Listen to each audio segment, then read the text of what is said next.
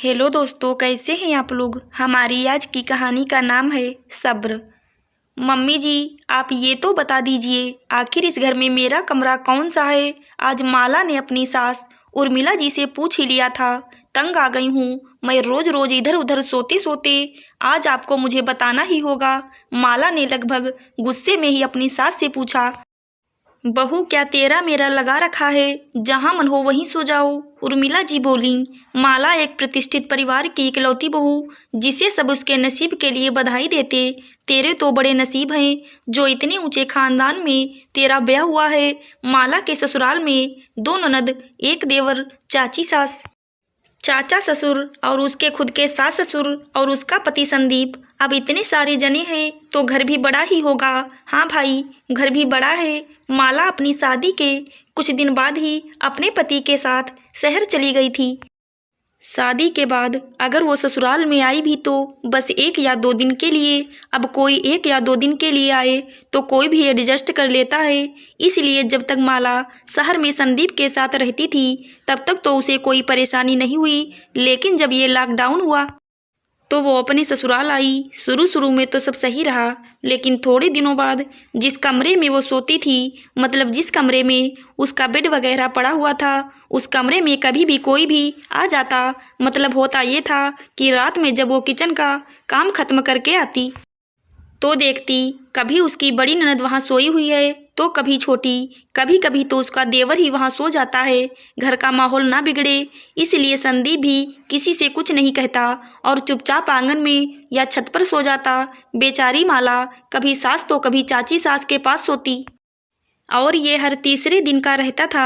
अलग अलग जगह सोने के कारण माला की नींद भी पूरी नहीं होती, जिस वजह से पूरे दिन उसे चिड़चिड़ाहट होती थी। रोज रोज की इस बात से वो परेशान हो चुकी थी और इसी बात को लेकर दोनों पति पत्नी में झगड़ा भी होने लगा था।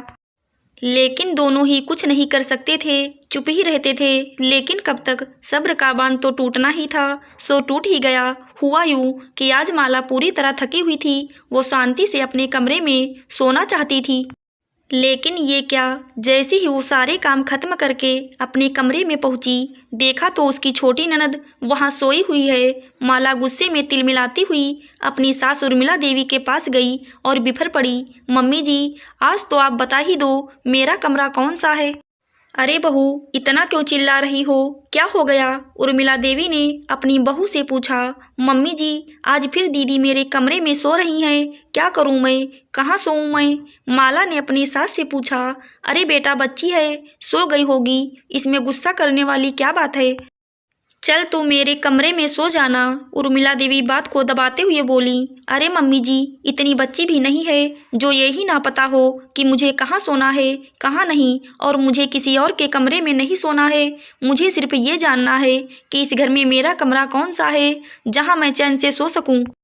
अरे बहू, इतना गुस्सा क्यों कर रही हो, संयुक्त परिवार में कभी कभी ये सब हो ही जाता है। उर्मिला देवी बोली। लेकिन मम्मी जी, यहाँ कभी कभी नहीं, रोज ही होता है। मुझे बस मेरा कमरा बता दीजिए, बाकी कुछ नहीं सुनना मुझे। माला बोली।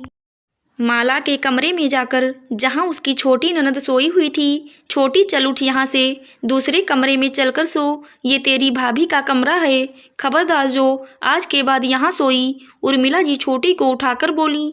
बहू रानी, आज से यही तुम्हारा कमरा है, कोई नहीं सोएगा आज से तुम्हारे कमरे में। उर्मिला जी माला से बोली। धन्यवाद मम्मी जी, माला ने कहा। जब तक हम कुछ कहते नहीं हैं तब तक सामने वाले को हमारी परेशानी दिखती ही नहीं है। आशा करती हूँ दोस्तों आपको हमारी कहानी ज़रूर अच्छी लगी होगी। धन्यवाद।